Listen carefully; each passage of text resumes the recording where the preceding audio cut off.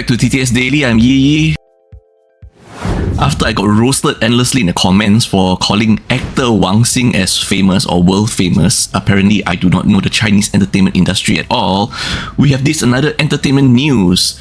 So, actor Wang Leehom, I'm not going to say famous or world famous because not entirely sure, okay? So, since his 2021 divorce from Li Jinglei, Wang Leehom's love life has been a topic of public interest. A lot of people are very curious who is he going to be dating after that. And in 2024, Leehom was rumored to be dating Malaysian singer Hazy because in a group photo she rested her shoulder on his shoulder. Anyway, recently Leehom was seen dining with a female friend, identified later as Chinese actress Yifei. Okay, they had hot pot together and they left the restaurant after midnight. Wow, so it's a date past midnight, and they shared a tight hug, so hug that people are saying sparks are flying out, okay, before parting ways, with Yifei even patting Leehom on the back like a good boy. Alright, so netizens reminisce about their past work together in the 2010 rom-com Love in Disguise. Have you watched that before? I obviously have not, with many expressing envy over their enduring friendship and suggesting they should collaborate again. We're in JB, Johor Bahru, Malaysia right now, where a distraught mother is desperately looking for her daughter, okay?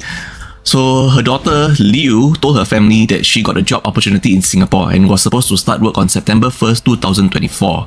She left Johor early, August 28, telling her family that I need to go to Singapore early to prepare for stuff, maybe look for rental flats, so forth, So she left Johor on August 28, driven by her father to the Malaysian checkpoint. After moving to Singapore, Liu stopped responding to messages, and her mother didn't realize that until she saw that all her WhatsApp messages were at the grey tick. It was left unread, okay? So her mother finally realized that on October 4th, 2024, which is like more than a month after she left JB to go to the Malaysian checkpoint, okay?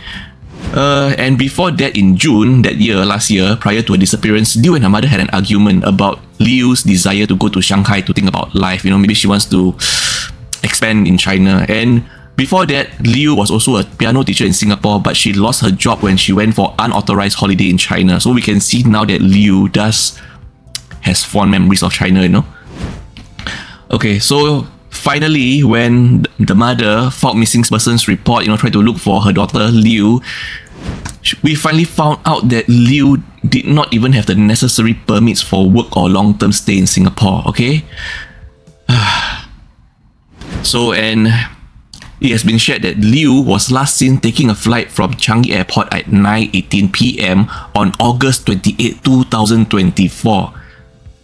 Basically, the same day her dad drove her to Malaysian checkpoint, she went straight to Changi Airport and she flew out of Singapore, okay? When parents, family members tried to ask airport for more information, they couldn't give more information on flight details because Liu is considered as a legal adult. And when we start, checking for Liu's last social media update, it was in October 2024, and most of her accounts are all clean and cleared. So there's no way for her family and her mom, to track her. And thanks to the director of a public complaints bureau in Johor Bahru, he pointed out that Liu's geolocation changed from Singapore to Zhejiang, China. It was then later again changed to Shanxi province, okay? He also added that he tried messaging her on the platform but did not receive any response. So obviously the mother is very distraught over the daughter's sudden disappearance with little notice or explanation. For context-wise, the mother and father divorced when Liu was young, and the mother has to raise a family of 3 kids as a single parent. Spare a thought for your family and your parents, always communicate with them where you want to go, and don't just suddenly pull this kind of disappearing acts. It is not cool at all. Back in Singapore right now, where on January 10, Friday night 10 p.m. at Outram Park MRT station, a 41-year-old man was arrested for allegedly passing water on an escalator handrail, okay? Passing water, I'm trying to be more refined, okay? Passing water means relieve oneself. The location is near exit 3 of Outram Park MRT station. Why? Because the whole handrail has been contaminated with the man's passing water. You imagine the handrail already stained by the relief, and it goes through the whole loop of the escalator. I mean, it's basically, the internal system is basically recontaminated with the man's bio water, okay?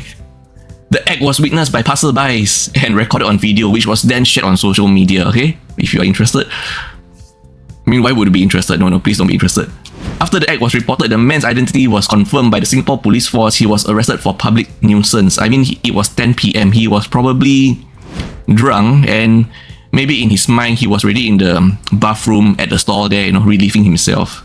So let's not judge too quickly, okay? The man passed water on the handrail of the escalator while facing away from the camera. He was observed for some time before leaving after noticing he was being watched. Maybe this was the part where he realized that he was not in a cubicle.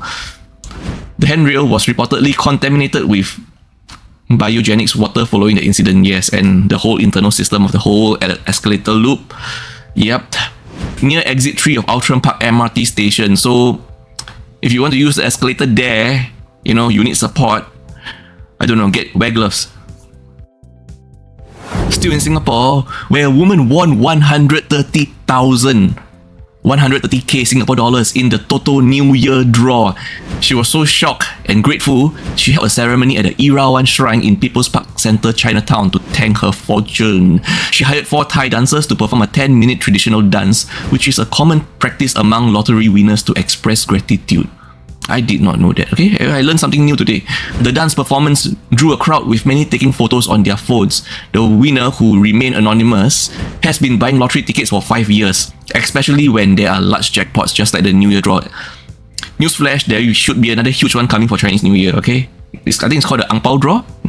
She bought her winning ticket at People's Park Centre and prayed at the shrine there. Okay, I think people are gonna start following her ritual. So initially she didn't believe she had won and checked her tickets several times. Just be gentle when checking your winning ticket. Please do not rub away the winning numbers or damage the tickets with wet hands, okay? She has prayed at the original Erawan shrine in Thailand, which she believes contributed to her luck. I learned something new again. So there is an original Erawan shrine in Thailand. She plans to use part of her winnings to pay off her flat and donate to charity. Thank you very much, madam. The store manager confirmed that their shrine is modelled after Bangkok's Erawan shrine and is also visited by those seeking help with work issues besides wealth. Last story of the day is about Singapore phishing scams on the rise. Okay, we covered this kind of scam news before about phishing scams on WhatsApp group, but then just take a look at these statistics, why we need to report about this since last December. Okay, we are now just in January 2025. Since last December until now, over $625,000 has been lost due to phishing scams on WhatsApp in Singapore. Just one WhatsApp app alone. In less than 2 months, over $500,000 of Singapore dollars has been scammed, okay? At least 82 cases were reported as of January 10. In less than 2 months, 82 cases just on WhatsApp alone. So be warned, everyone, okay? Scams start with fake ads on platforms like Facebook or TikTok for services like travel or cleaning, okay? Victims leave contact details and are then contacted on WhatsApp. Some of these scams also, like, the deals are too good to be true. Like maybe they will offer you maybe 3 whole roasted chicken for like $10. I mean, it's unbelievable. If it's too good to be true, it is definitely too good to be true, okay? Instead of going, this is too good to be true, I need to capitalize on this deal, you should be going, there is something wrong here, I don't trust this deal, this is very sus, okay? Anyway, victims leave contact details and are then contacted on WhatsApp, okay? Scammers will then ask for a $5 membership fee, okay? Or deposit via a phishing link, leading to victims entering card details. When payment issues occur, victims are tricked into downloading a malicious APK to fix the problem, okay? This APK will open a backdoor to your phone where this malware will steal sensitive information, including SMS, OTPs, enabling unauthorized transactions. One interesting point to note is APK is only for Google Android phones. There are no APKs for iPhone iOS systems. So, yeah, so you decide, okay? Victims might be instructed to disable Google Play Protect, making their devices even more vulnerable, okay? Police advice includes adding more security features on your devices, looking for scam indicators, and inform authorities and others about scams, or even asking authorities if you're wondering if this is a deal too good to be true, okay? But once again, more importantly, if it's too good to be true, it definitely is very suspicious, okay? Don't knowingly go down the hole. And then, let's say it's too late, okay? You already think you're already infected, you already opened the APK. What you can do, if malware is suspected, switch immediately to flight mode, turn off Wi-Fi, and run an antivirus scan, okay?